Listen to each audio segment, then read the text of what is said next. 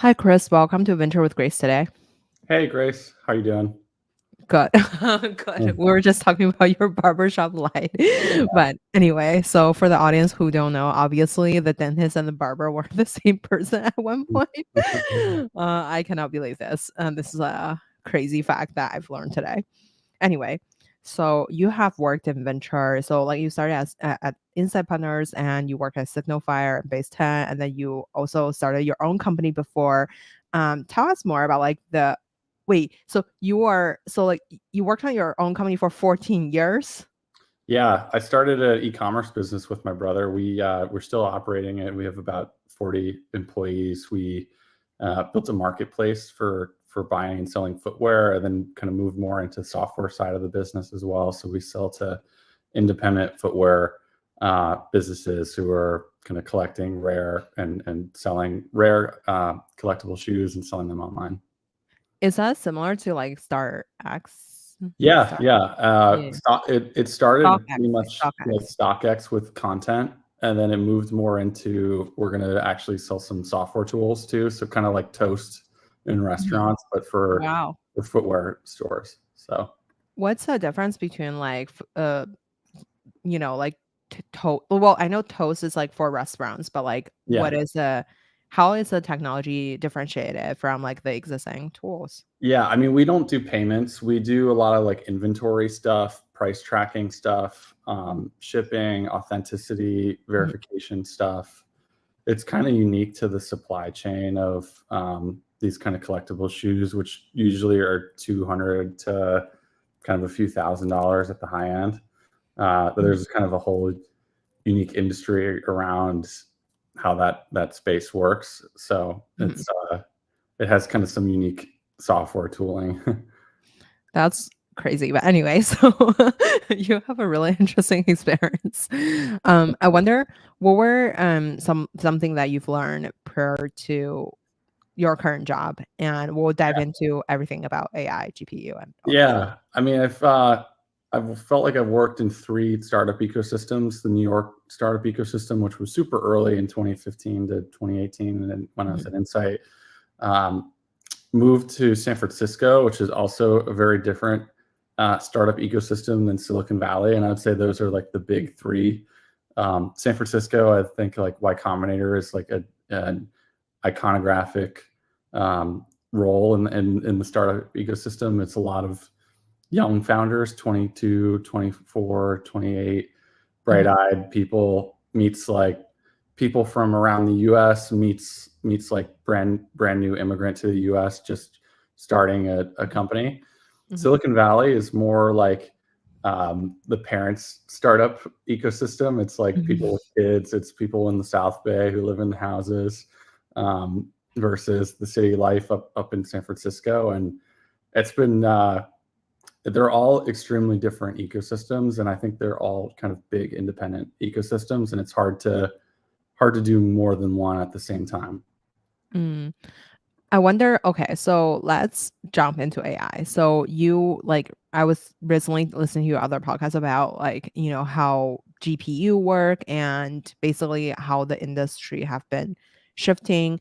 And recently you invest in gradient AI. Like tell us more Mhm. about like so for the audience who are hearing about NVIDIA all the time, but like who are not familiar with like, how the chip system work or like GPU work, and like can you just give us an overview on the space and then where you see opportunity in the space? Yeah, totally. So there's over the past couple of years, there's been a massive shortage of GPUs. Mhm. Mainly, it's from both these hyperscaler companies like Microsoft, Meta, Mhm. Google, everybody who's training models, OpenAI, Mhm. Anthropic. You need NVIDIA for training. So there's been a huge shortage of chips for people to get to be able to actually build these models. These Mhm. models are just getting larger and larger every month. There's a new larger model. They're trying to push more context and more tokens into the same models. So there's been a little bit of kind of for every reaction, there's a counter reaction, and this is kind of like been the big infrastructure um, reaction over the past 2 years. So people are thinking about, how do I have a smaller model? How do I save on compute? How do I use less compute resources? How do I maybe use CPUs or some other architecture to reduce my reliance on NVIDIA? So there's been a push towards these open source models, which Mistral and Facebook are leading the way, but there's lots of other exciting open source models that are coming out on Hugging Face, whether they're domain specific or generalizable. What Gradient's premise is based on is these open source models are going to get better and better, and they're going to catch up. There's going to be kind of some diminishing rate of progress in models. Eventually they can only just get so good, and open source will catch up. And then the challenge becomes, I'm some company, I have some unique data set, whether it's in Dropbox or my emails or my customer support tickets or my developer code or all these different databases, PDFs, PowerPoints, if I'm like a investment bank or a financial services firm. And what I really need to do is set the data engineering and the data science up for success and plug that into a model. So there's been this whole architecture of, how do I get my own private data into models that's kind of emerged. There's a bunch of stuff that goes into that, but Gradient is some of the core infrastructure to doing that. And they've taken a data first approach. So they're partnering with a lot of the data platforms that already have that data, like MongoDB, Pinecone, Snowflake, and making it really easy to port that data into a model that can be trained super quickly and saves you a lot of money. You own the whole thing. It's proprietary, it's secure, and it's custom built for your data. So it's not really trained on things like old history and things like that. I don't want to pretend I'm an expert in the industry, so I want to kind of start from, like when you mentioned like there is open source data and then there is so basically Gradient helps the company with proprietary data to kind of like train these data to um kind of improve their, I guess, like business or system. Like, can you give us an overview for the audience who may not be an expert in the B2B SaaS space? Like, how does the workflow work? So let's say what kind of data are people collected in the past? Yeah. And then like there's a lot of, as a non-technical person, like we always hear about like, these big tech company, they have a lot of data. So like it's all about, because of they have more data, so they have more data to train things on. And I wonder, like, can you break this down to the audience who may not be familiar with like how this entire process works, and what player goes into each part? As you mentioned, like, Pinecone and Snowflake, they're both Wings portfolio companies, and I wonder like where do they play in the ecosystem?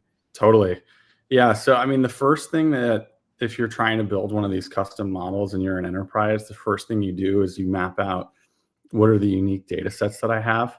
So if you're Visa or MasterCard, right, you have like merchant onboarding. So you have these PDFs and maybe some other forms that people sign up with, and they're trying to derive insights out of these PDFs and actually make use of that data. You have like transaction data from them. Let's say you're trying to predict fraud or predict which merchants are going to be successful. You have you have a lot of different data types.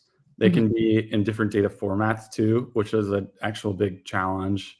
And there's kind of been a lack of solutions to normalize a lot of different data types, but we expect to see more.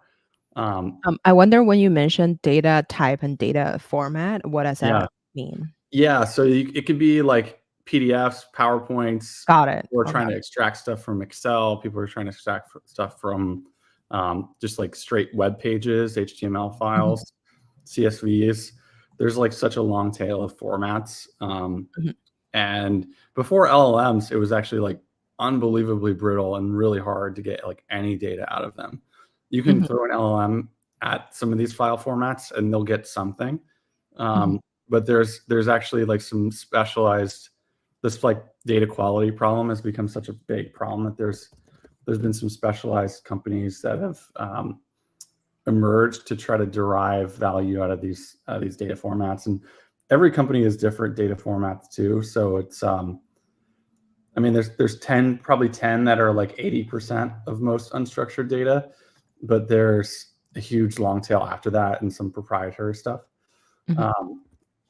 Then you have this part of the stack called the embedding model, which basically picks apart different parts of these really long documents and breaks them down into smaller answers so that they can be retrieved by the LLM itself. That's actually a really hard problem. It's kind of for the first year of these models was kind of taken for granted, but now there's actually been a lot of investment in this area. We have an investment in this company called Voyage AI, which is building the best embeddings models customized for different domains.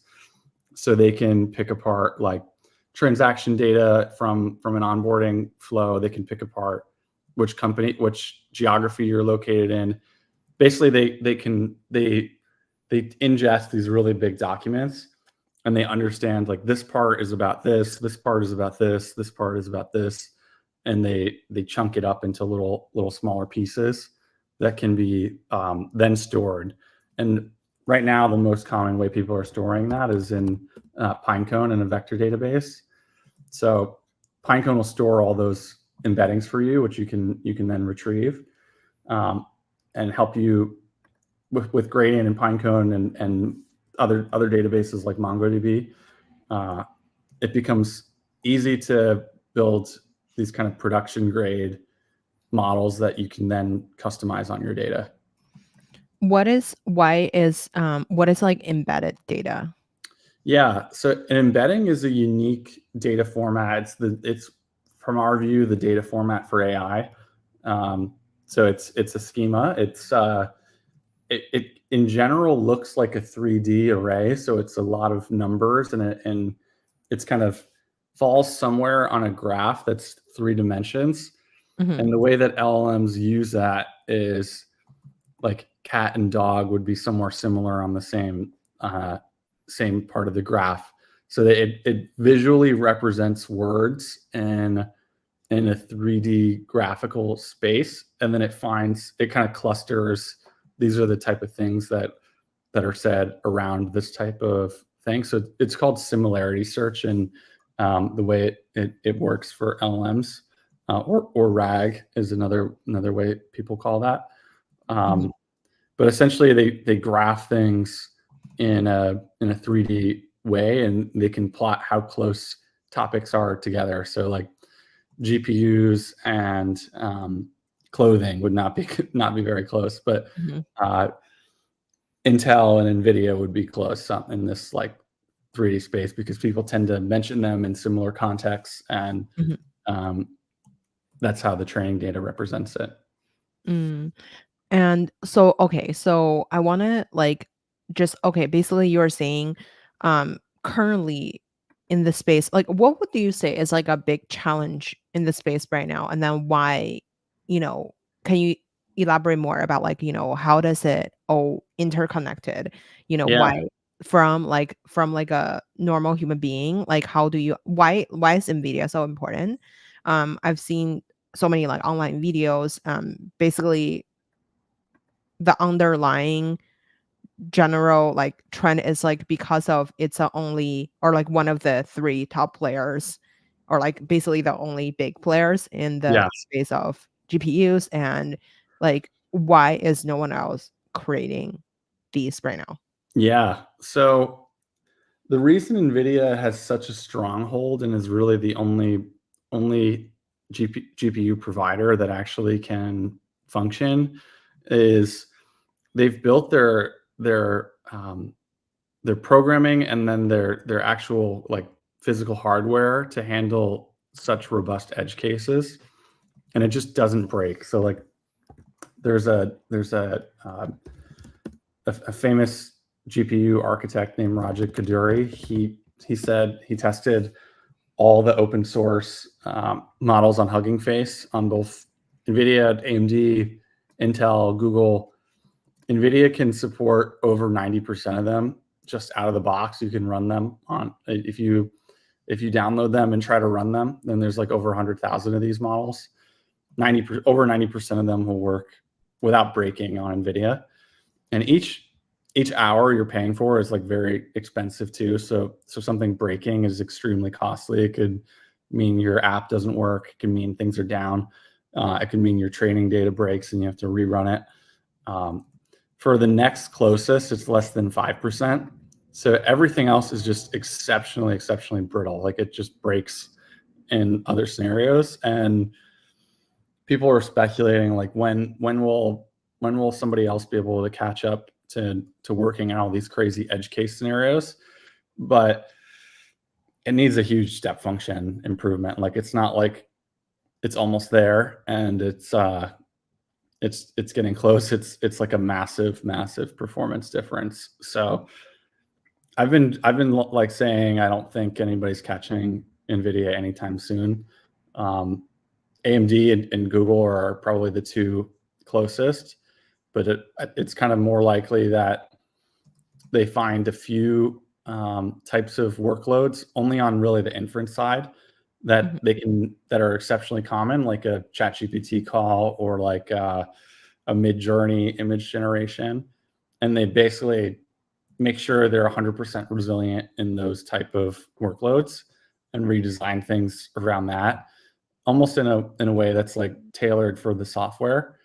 Then building something that can compete with NVIDIA and training on the whole internet without going down and having 30,000 machines talk to each other in a way that has no downtime. So NVIDIA's moat is stronger on training than it is on inference. But right now we're in this phase where people are buying hardware for training and then they're repurposing it for inference. Those are the two main types of AI workloads, training and inference. There's people say about 60% of AI workloads right now are training. So people are mainly buying for training and then repurposing for inference.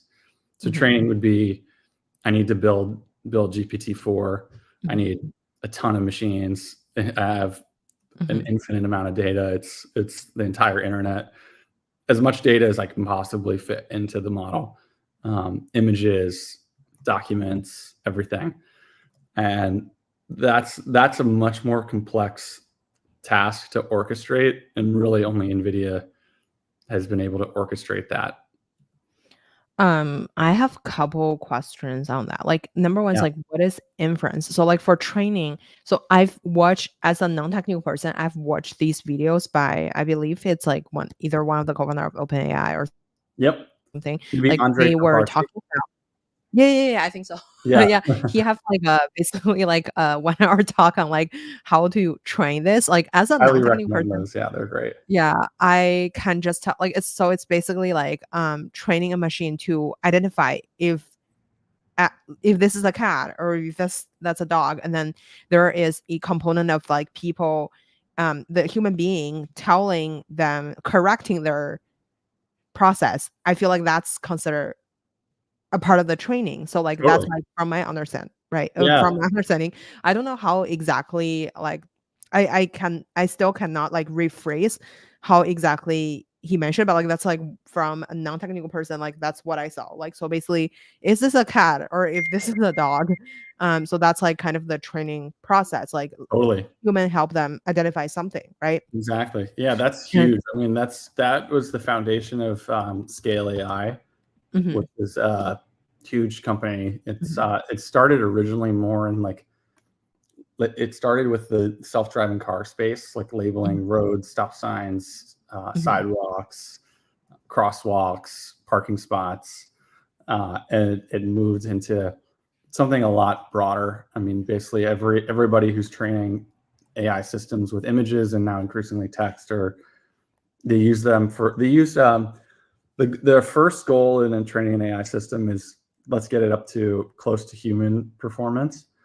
And then, so that's all based on training the data, having humans label it to have a ground source of truth, and then getting more data so that the AI system becomes eventually better than the humans in these tasks. So basically another, like, so what exactly is inference? Yeah. So inference is, you have a model that's built.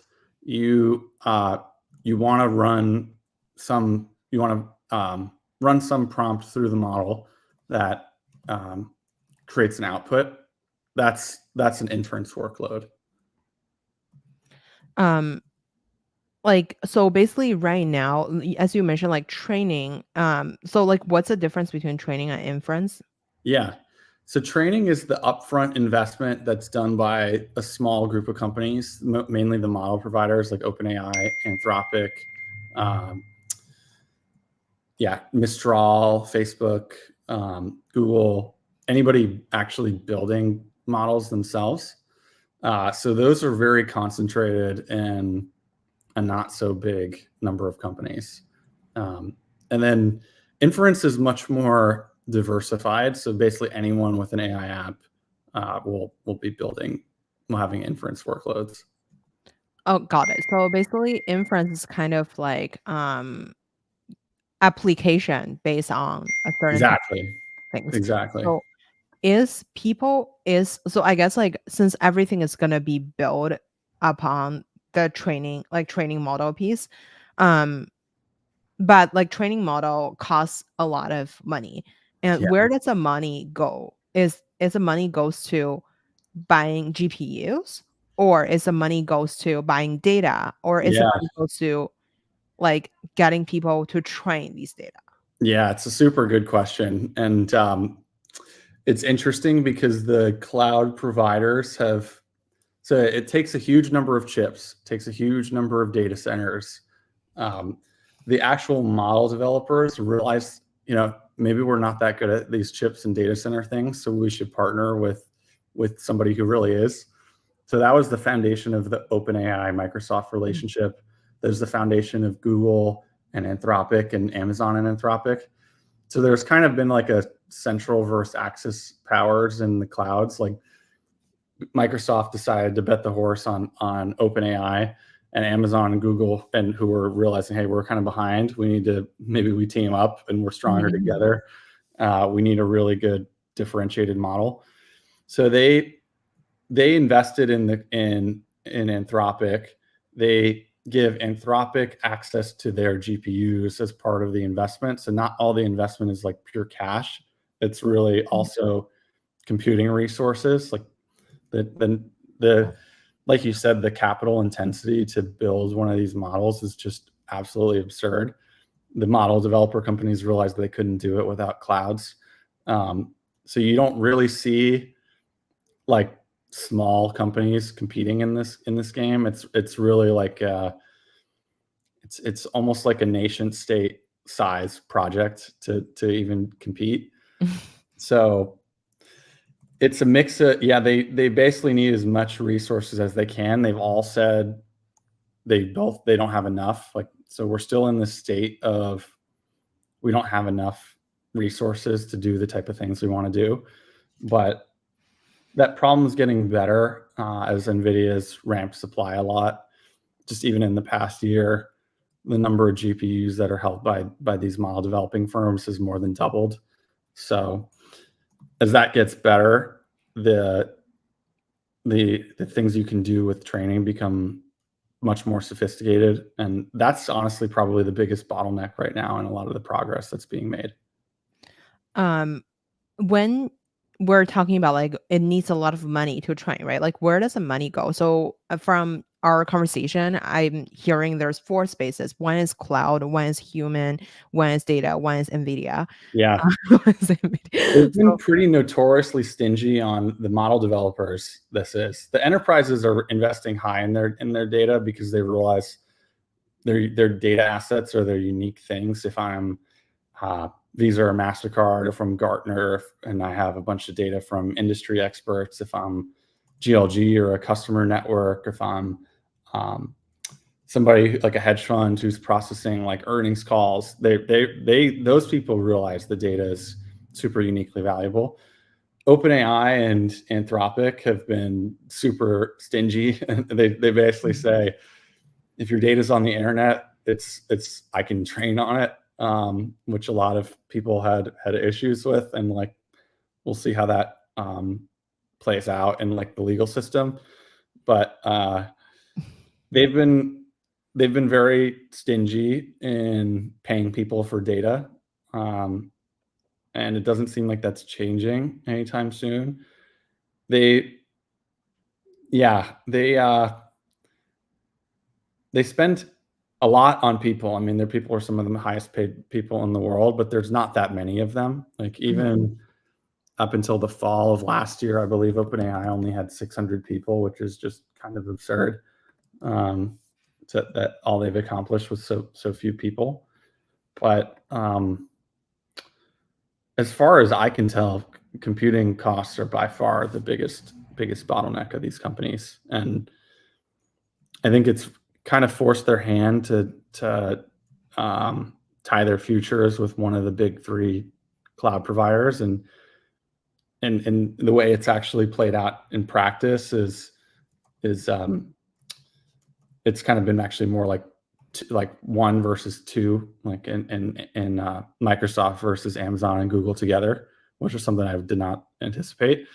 But you kind of also have Meta in the mix, because Meta just has an unbelievable amount of money, and they decided to go really hard on this. And I don't exactly know what their end game is. I mean, I think it will monetize like Facebook services a lot more, but they're not like planning to sell these models or become like a cloud provider.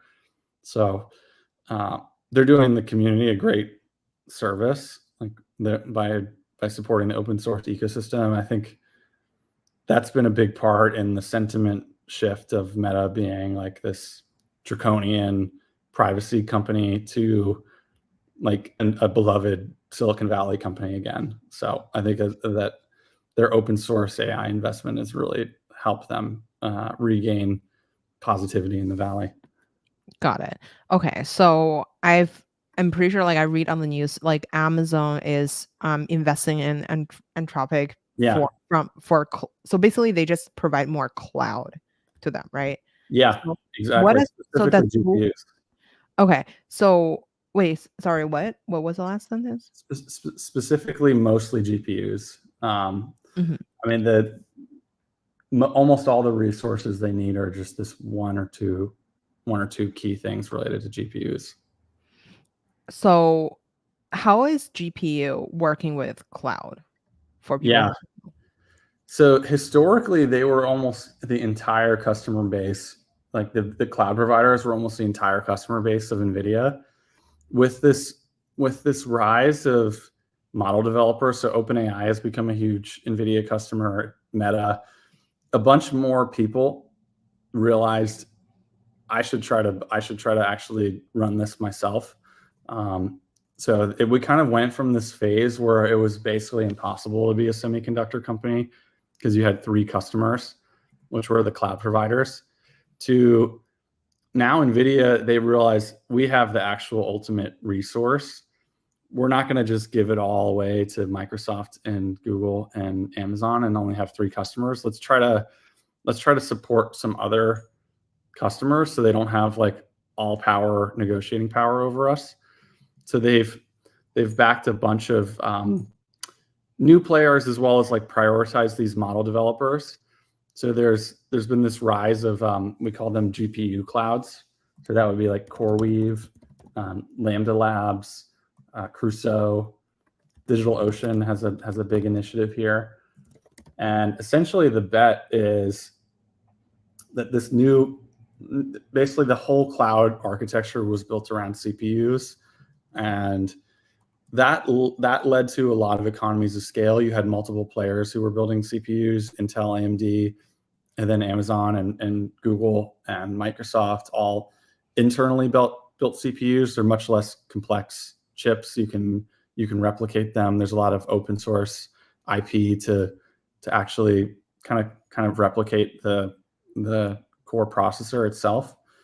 So now you have this situation where actually the hardware is what's differentiated, and the cloud providers are kind of commoditized. Like, it doesn't really matter which cloud provider you run your AI workloads on. And right now, Amazon and Microsoft are somewhere between like 2 to 5 times more expensive than some of these dedicated players, because NVIDIA is prioritizing them so much to get new supply.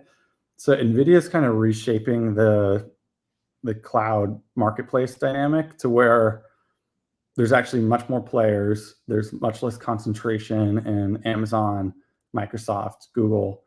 And there's kind of this new wave of like, they're almost like proxy NVIDIA clouds, like CoreWeave, their biggest investor is NVIDIA. They get prioritizing access from NVIDIA. So NVIDIA is almost becoming a cloud itself in some ways. So they've really like kind of put a wall up to the big three and said, we're not just gonna sell you all of our chips at whatever price you say, because you have all the negotiating power anymore. You just mentioned a bunch of companies.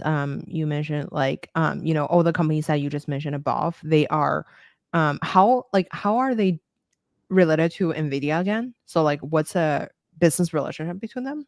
Yeah, they are the biggest customers of NVIDIA, the cloud providers. And so historically, it was almost 100% Amazon, Google, and Microsoft. And GPUs were a much smaller piece of their overall architecture back then. People use them for like matrix multiplication and some of the more complex early ML stuff.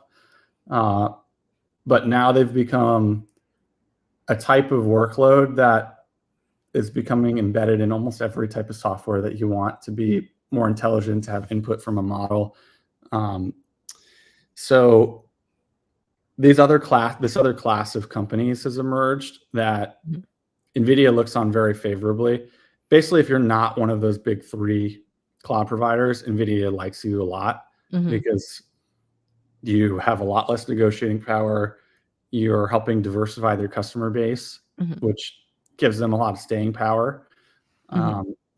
So there's been a whole class of these companies. They're raising a mix of debt and cash to build out these, we call them AI servers or AI data centers. Most of what goes in, and 80% of the cost of what goes into an AI server is GPUs, usually about 8, and they're maybe $30K each. Then there's some memory, so that's done by a couple companies, but that's largely like more of an evolution versus a revolution, like the memory architecture. There's storage, there's the actual like switches and power, but all that stuff is kind of small commodity stuff that's not that different than what it looks like for CPU servers. So for the audience who don't know, so CPU is central processing unit, and GPU is like graphics processing unit. So from my understanding, so CPU process everything, and then like GPU process only graphics. Is that correct, or how does it GPUs have become much more broad. I mean, initially the goal that I would say Intel was the pioneer in CPUs, at least in the post.com era. It offered a lot of flexibility, and it would get better and better every year, but it stopped making huge progress about 5 to 10 years ago, while GPUs was offered kind of a new architecture that worked a lot better with more complex operations. So it kind of just has become the de facto architecture for more complex operations. It's really good for deep learning, for matrix multiplication, for simulations, for like complex math formulas.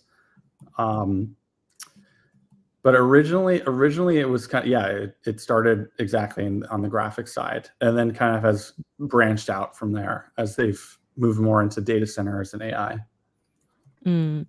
I wonder so like recently I saw that on the news. Like I think Gary Tan shared a company called Xtropic. I don't know if you're familiar. So I saw like I wonder like what does this company do in the entire like I guess AI space? I haven't seen this company, but I will check it out. I mean, I saw other like investor posts about this too, like, and then I just thought, yeah, like I wasn't really sure how to understand this, but yeah, this is Interesting. just like a trend that I've saw. Like, but anyway, so if you also, I see like one of like I wouldn't say I don't know if it's recent news, but like I saw like Menlo Ventures lead like a secondary of Anthropic.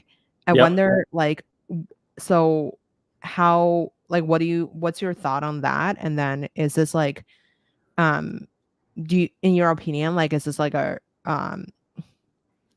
like why would people like buy a big secondary of Entropic? Obviously, you know, there's backing of Google and Amazon, so Yeah.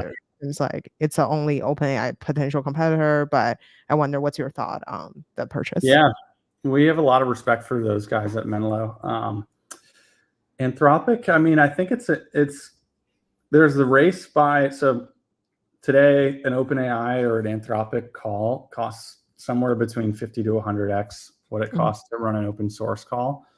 And people pay that because it's better. Like it's just and it's bigger. There's a lot of view in the model community that bigger is better, and that's in terms of like more data.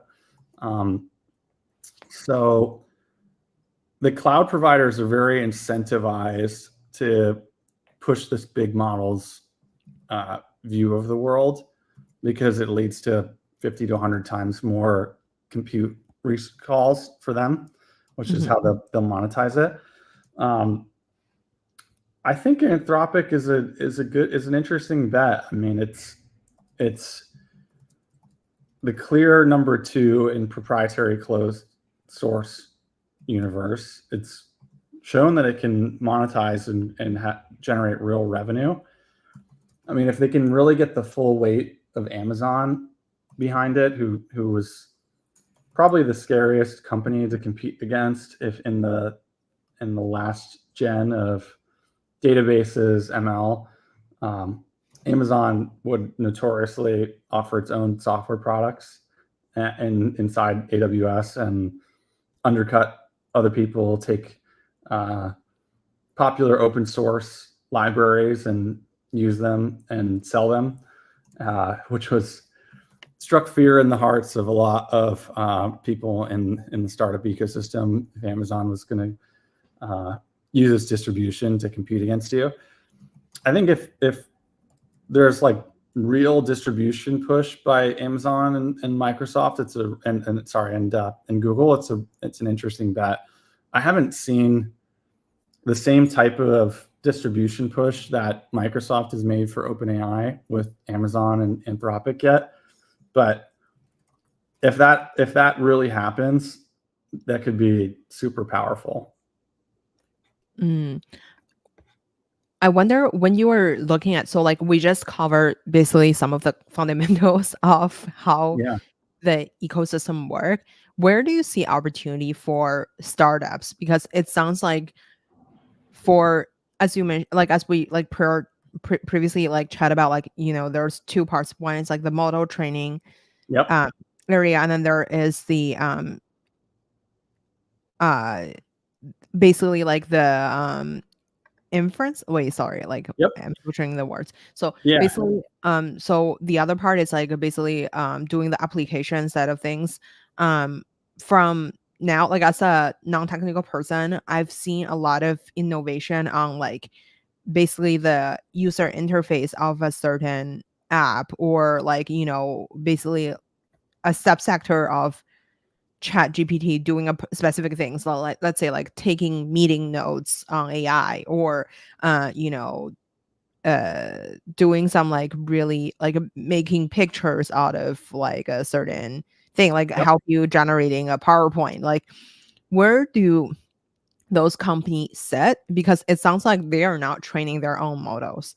And for the startups, they're training their own models on, let's say, like making a better motion graphic or all that kind of stuff. Like, I guess, like, which part are they innovating, and how can they win these big Yeah, players? totally. We have long held the view that private enterprise data is a huge area that startups are positioned well to do really well in. They're not inherently competing against some of these private enterprises are really sensitive about sharing their data to OpenAI, so they're just not inherently competing against the model providers. And people don't want to work with just one vendor to get value out of there. We saw that with Snowflake in the data warehousing market. People wanted to work with a best of breed data infrastructure player that was purpose built for the environment. So that kind of was the origin of the Pinecone investment thesis, which was quite early. I mean, vectors were just starting to become a data format, but this was like almost 2 years before ChatGPT, and people really felt confident in like this being a new data architecture. There's a lot of the data engineering for AI is like an area we've been really interested in, and there's companies like Llama Index and Unstructured there that are doing really well. They're processing these unique data formats from different applications and helping people bring their own data into these model environments. And I think there's a lot of ability to derive additional value much beyond what the model providers can do by incorporating your private data. Some companies like Glean have done that at the application level, so you can connect all your documents and different resources into a search interface and get answers, get responses. I think that's the next phase of where we're going with all this. Like there's been a lot of these key infrastructure parts that have been identified, but the actual usefulness is, I think, mostly going to come from incorporating more private data. And there's going to be a lot of tooling there. There's also going to be like some security issues and governance issues in doing that. So we anticipate some companies to do pretty well on the security side. And there's a little bit of a unique architecture shift that makes it favorable to some company that designs a new product versus repurposing an old product. But those are some of the areas that we've been excited about. I wonder, you mentioned, like, for example, Glean is like, they can generate answers from all different form of data within a company, right? So, and then I guess when you were thinking about the you mentioned like there's a lot of like key infrastructure part that are yet to be built. Can you name, let's say, 3 subjects that people should research after listening to this podcast? Yeah. There are some companies in these areas. They're very early stage, but there are people. The best AI researchers are ahead of the most research VCs, I would say.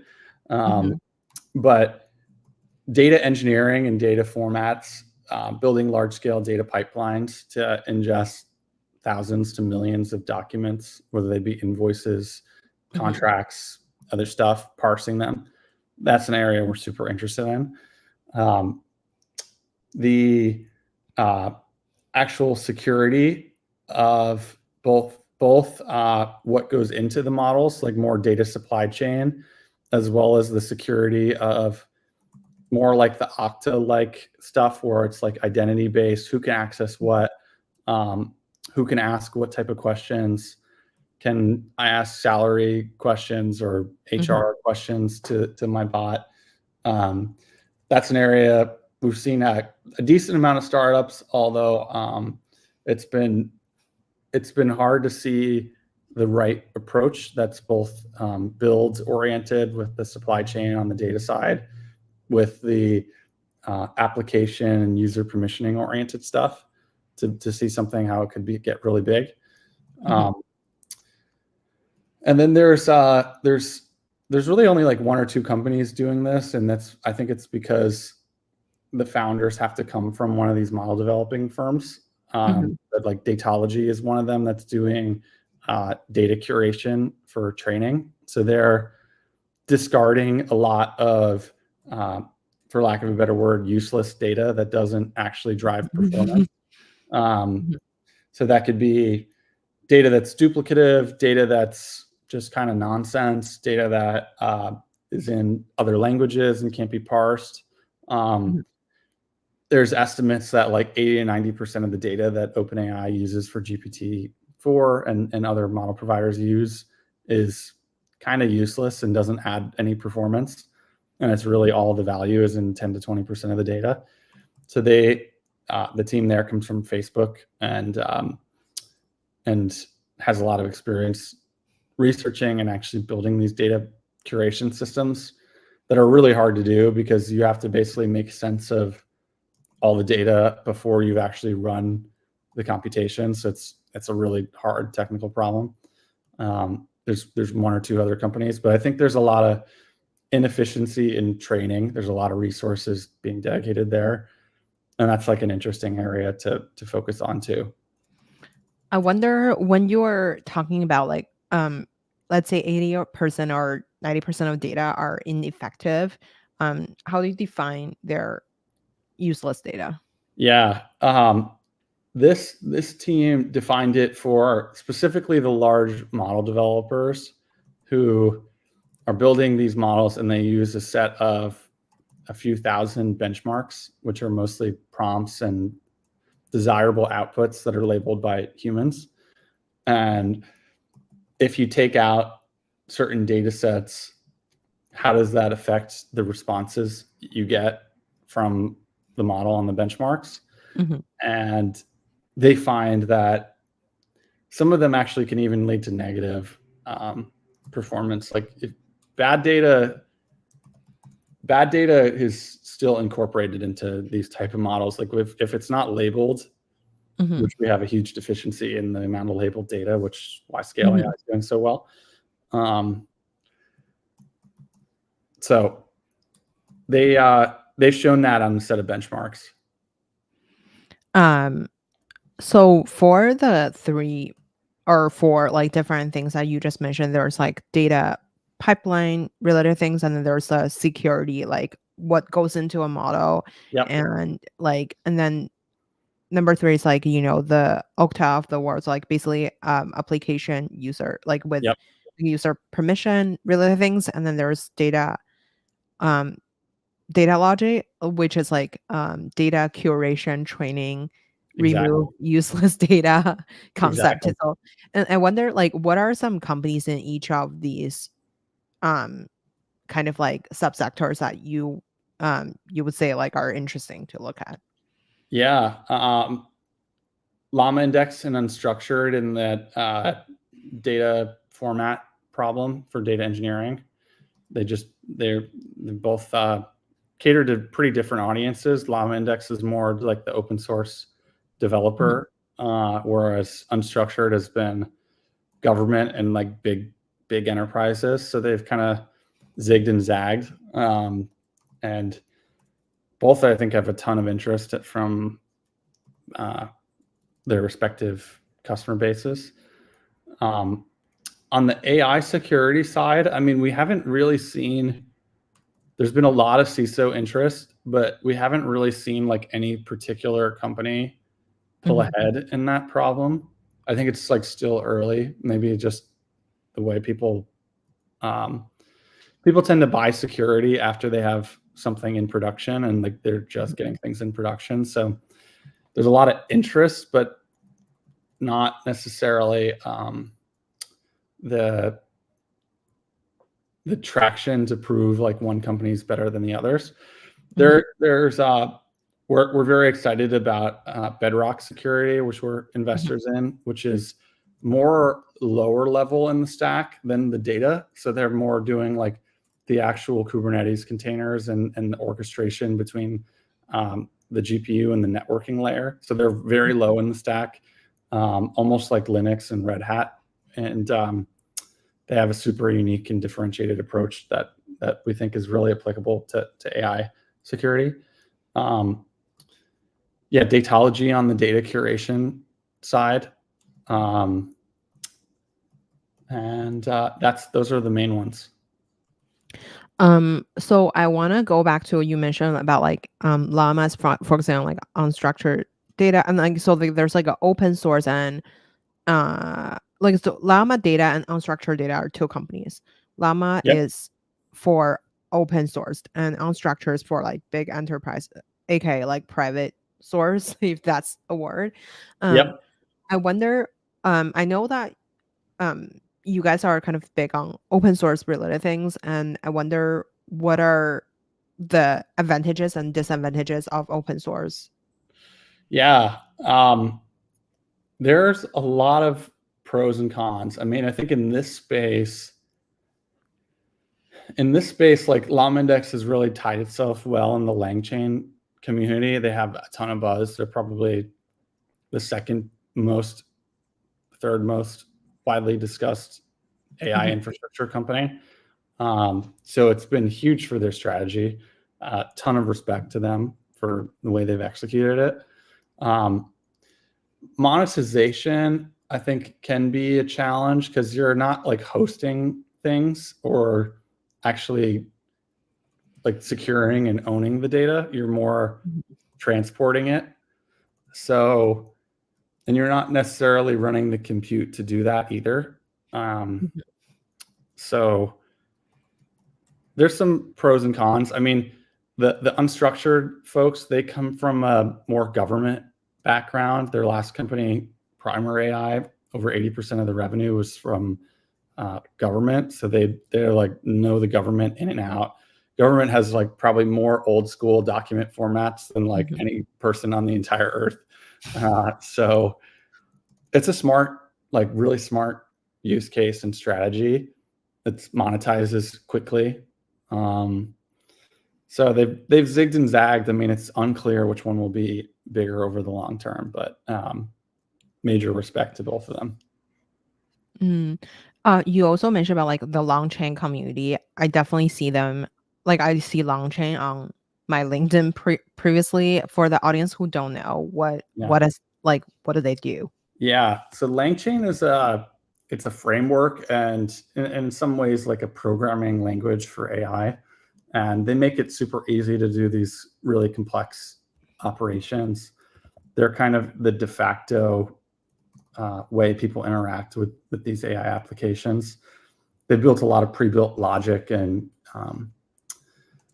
compute functions that are super useful for building AI applications. And they're a core community and developer base in the AI world.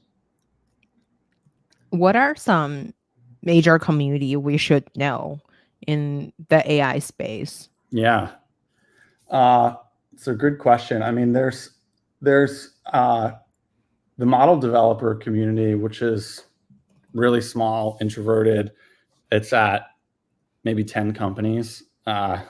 Most like 9 of them are in the Bay Area, and then Mistral in France. There is kind of like the more open source hackery community with LangChain and LlamaIndex. There's I'd say the people who are in the Pinecone community are very data oriented. They are thinking about like enterprise applications. They're very production oriented too, because you're not investing in these things if you're not actually putting stuff out there for people to use. Those three have had the biggest meetups and communities and like most buzz, I would say, those three cohorts of companies. Got it. For let's say if you're evaluating a startup or like I guess like from a sourcing perspective, Yep. for like the new AI companies, How would you source? Like, would you go on would you like hang out in one of those communities and see what's coming out of there? Or I guess like where do you see the best talent come from? Yeah, And how do you kind of evaluate what has like a business model? Because in the end of the day, investing is making money, right? So I wonder, how do you think about the sourcing totally.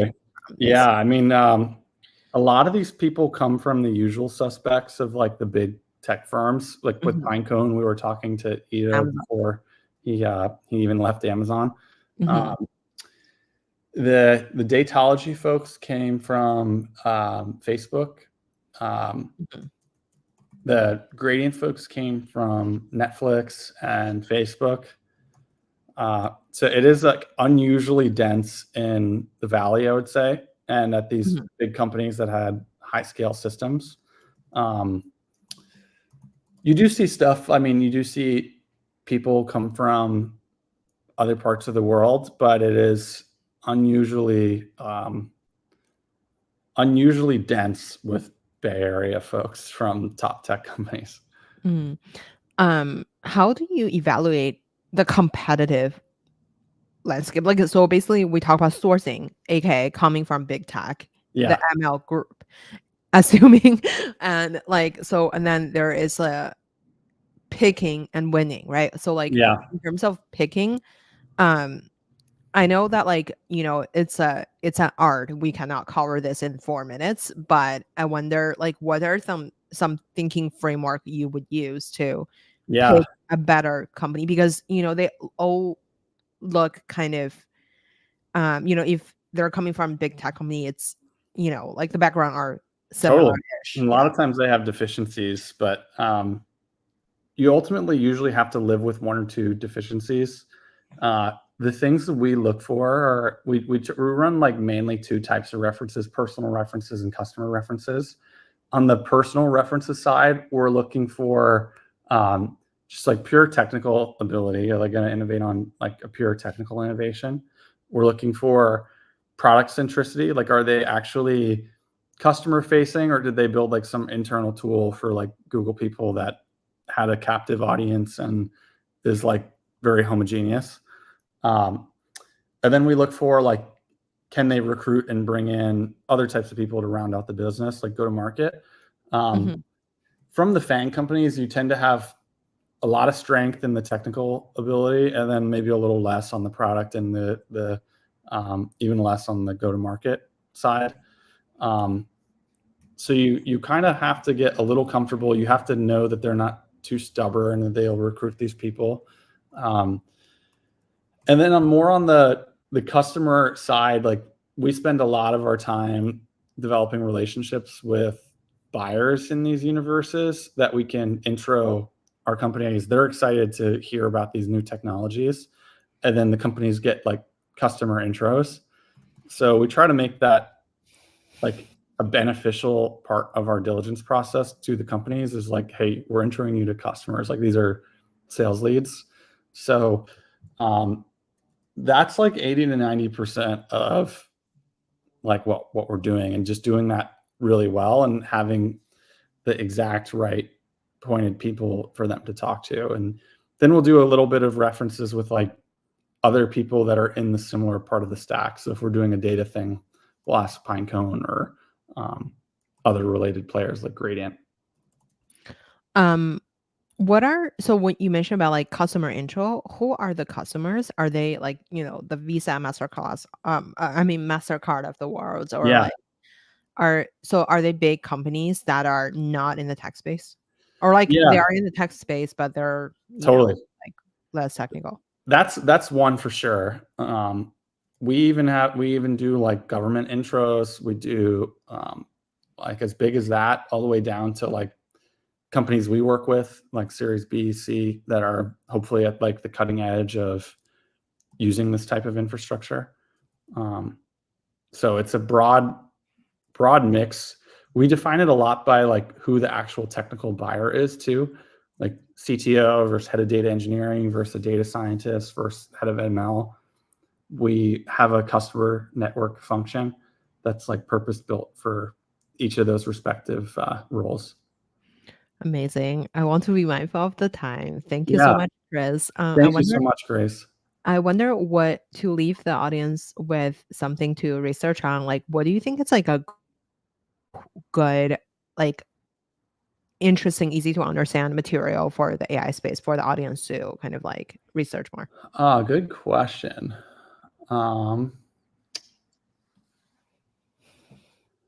I think like I'd be curious, as more of like an open-ended question, is like, do open source models win or do closed source models win? Is like bigger actually better, or is it more these models are all going to converge and data is going to be where people differentiate? So that's the thing I'm thinking about all the time, and curious if folks have comments there. Amazing. Thank you so much, Chris, for coming on the show today. Thank you. My pleasure. Let me quickly